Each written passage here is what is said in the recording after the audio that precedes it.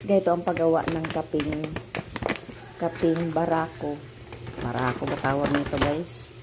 Ayan. So, ito yung pinakulong tubig. Pakuluan muna natin. Tapos, meron tayo itong kape. Tapos, ito ay organic to, guys. Hindi to kasi lang to. Yung beans, yan. Ayan lang. Hanggang sa magkulay siya. So, ito yung gagamitin kong kape ngayon. With muscovado sugar. Ayan. Ito yung kape. Hindi siya branded. Lang siya. Kasi generic. Local harvest. Ayan na, guys. So, hayaan natin siya ng kumulo. Ayan. So, hayaan natin siyang kumulo. Katulad ng dugo mo. Kumukulo. Kapag ikaw ay nagagalit. Pero wag nating hayaan kumulo ang dugo natin, guys. Baka tayo ay ma-high blood. Ayan. So, maya-maya ay masasamyo mo na ang aroma ng kape.